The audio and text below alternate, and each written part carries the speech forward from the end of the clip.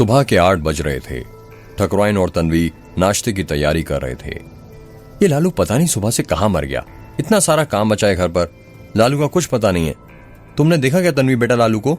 ठकुराइन ने मिर्ची काटते हुए कहा। नहीं मां, मैंने तो नहीं देखा। तन्वी ने उबले हुए आलू छीलते हुए कहा। लालू, अरे ओ लालू!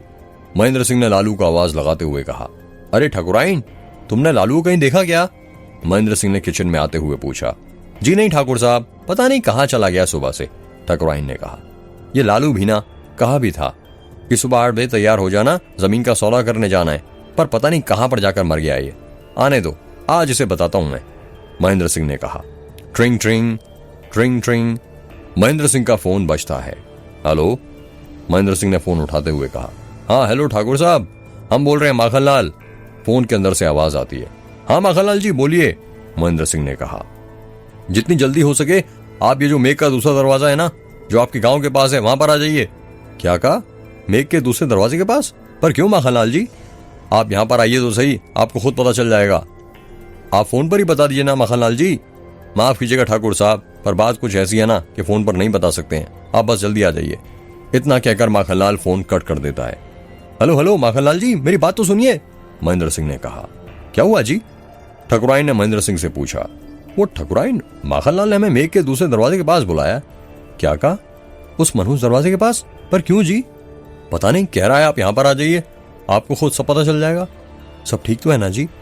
पता नहीं ठकुराइन, अब ये तो वहां जाकर ही पता चलेगा। कहां सुबह सुबह जाने की तैयारी हो रही है पापा? कुलदीप ने किचन के अंदर आते हुए कहा। कहीं नहीं बेटा, बस पास में ही। क्या हुआ पापा, आपके चेहरे पर इतनी टेंशन क्यों दिख रही है? कुलदीप ने कहा। क्या कहा टेंशन, वो भी मेरे चेहरे पर? महेंद्र सिंह ने अपने चेहरे पर झूठी हंसी लाते हुए कहा। वो बेटा बात यह कि माखनलाल का फोन आया था और उसने तुम्हारे पापा को मेघ के दूसरे दरवाजे के पास बुलाया, ठकुराइन ने कहा। पर क्यों माँ? वही पता कर रहे हो तेरे पापा जा रहे हैं, मैं भी चलूंगा पापा आपके साथ। नहीं बेटा, तुम क्यों तकलीफ लेते हो, मैं जाता हूं ना और जल्दी वापस आता हूं। टेंशन लेने वाली बात नहीं है पापा, मैं आपके साथ रहूंगा तो ठीक रहेगा, और वैसे भी इसी बहाने मेरा भी घूमना हो जाएगा, गांव वाले भी देख लेंगे कि सरपंच साहब का बेटा कितना बड़ा हो गया है। कुलदीप ठीक कह रहा है, आप भी इसे अपने साथ ले जाइए ना। इन पुलिस वालों का कोई भरोसा नहीं है, पता नहीं कब क्या इल्जाम लगा दें। अरे हम सरपंच हैं, गांव के किसी कोई मजाल है जो हम पर इल्जाम लगाएगा? पर तुम कहती हो तो ठीक है, हम साथ ले जाते हैं कुलदीप बेटे को अपने साथ, जरा चलकर देख कर तो आए कि हुआ क्या है। तो चलिए फिर पापा, चलो। महेंद्र सिंह और कुलदीप वहां से निकल जाते हैं। मेघ के दूसरे दरवाजे के पास बहुत सारी गांव वालों की भीड़ जमा थी। मेघ दरवाजे को चारों तरफ से सील कर दिया गया था कि कोई अंदर ना घुसे, इसलिए मेघ दरवाजे के चारों ओर बैरिकेड्स लगा दिए गए थे। माखनलाल और अजय भी वहीं पर खड़े थे, दोनों ने अपने हाथ में ग्लव्स पहने हुए थे। साहब ये अच्छा नहीं हुआ, माखनलाल ने डरते हुए कहा। हाँ माखनलाल, अच्छा नहीं हुआ। ठाकुर साहब के नौकर लालू को मारकर उस साइको किलर ने अच्छा नहीं किया।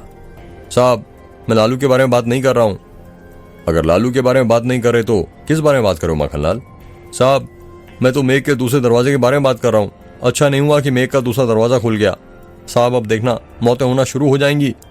पहले तो सिर्फ बलमा टोला में मौतें हो रही थी, लेकिन अब दास गांव में भी होना शुरू हो जाएंगी। माखनलाल, तुम ये सब बोलकर ना कातिल को और बढ़ावा दे रहे हो। नहीं साहब, मैं सच बोल रहा हूँ, वो चुड़ैल आजाद हो गई है, उसने लालू को मारकर अपना खेल शुरू कर दिया है। माखनलाल, तुमने फिर बकवास करना शुरू कर दिया। मैं तुम्हें कितनी बार समझाऊं, ये चुड़ैल वुड़ैल कुछ नहीं होती है। अपना मुंह बंद करो और चुपचाप केस की तहकीकात करो। कोई ना कोई सुराग तो जरूर लगेगा ना इस बार हाथ में। साहब, सुराग तो तब हाथ में लगेगा ना जब कोई कातिल होगा। कातिल तो वो चुड़ैल है, चुड़ैल को भला कोई पकड़ पाया है क्या? माखनलाल फिर अजय ने गुस्से में कहा। माखनलाल अजय से बातें करना छोड़कर आसपास सुराग ढूंढने लग जाता है। साहब, लालू की मुंडी मेघ के दरवाजे के ऊपर हमें टंगी मिली, धड़ नीचे मिला, हमेशा की तरह वो उसकी नाभि गायब है। वही माखनलाल, इसका मतलब खून ही सेम है, मारने का बस थोड़ा तरीका बदल गया है। पहले मुंडी निकाल ली गई, फिर नाभि। पर साहब, किसी के हाथ में इतनी ताकत कैसे हो सकती है कि जो हाथ से किसी की मुंडी निकाल सके? जरा लालू का धड़ और मुंडी देखिए, ऐसा लग रहा है कि खून ने अपने हाथ से खींचकर उसकी मुंडी अलग की हो। किसी चाकू या तलवार का काम तो ये नहीं लगता। अजय जमीन पर पड़े लालू के धड़ के पास जाता है, वहीं पर उसकी मुंडी रखी गई थी। अजय उसकी मुंडी और धड़ को गौर से देखने लग जाता है। लालू की मुंडी और धड़ पर मक्खियां मंडरा रही थीं। अरे ठाकुर साहब आ गए, कोई रास्ता दो, भीड़ में खड़े 2-3 आदमियों ने कहा। महेंद्र सिंह और कुलदीप जिप्सी से उतरकर अजय और माखनलाल के पास जाते हैं। मेघ के दूसरे दरवाजे के पास पुलिस वालों की तहकीकात चल रही थी जिस कारण महेंद्र सिंह को दिख नहीं रहा था कि मेघ का दूसरा दरवाजा खुला है या बंद। तू क्यों बुलाया आपने हमें सुबह सुबह इंस्पेक्टर अजय? महेंद्र सिंह ने कहा। जरा नीचे पड़ी लाश को गौर से देखिए, क्या पहचानते हैं आप इसे? अजय ने कहा। महेंद्र सिंह और कुलदीप नीचे पड़ी लालू की लाश को देखते हैं और उसकी लाश को देखकर चौंक जाते हैं। महेंद्र सिंह को लालू की लाश को देखकर घिन आने लगती है, क्योंकि उसकी लाश पर अभी भी मक्खियां भिन भिना रही थीं। ये तो हमारा नौकर लालू है, इसको किसने मार दिया? महेंद्र सिंह ने कहा।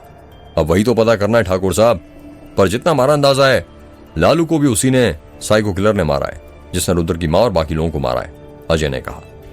रुद्र की मां को तो मेघ की चुड़ैल ने मारा था, इसका मतलब लालू को भी मेघ की चुड़ैल ने मारा है। ठाकुर साहब आप ये क्या बात कर रहे हैं? चुड़ैल बुड़ैल कुछ नहीं होती है। वैसे ये बताइए, मेघ के दूसरे दरवाजे की चाबी आपके पास थी ना? जी हाँ, पर आप क्यों पूछ रहे हैं? क्योंकि मेघ का दूसरा दरवाजा खुल चुका है। क्या कहा? मेघ का दूसरा दरवाजा खुल गया है? हे भगवान, ये क्या हो गया? ये तो बहुत बड़ा अनर्थ हो गया। अब वो चुड़ैल किसी को नहीं छोड़ेगी, सबको मार देगी, कोई नहीं बचेगा। महेंद्र सिंह ने डरते हुए कहा।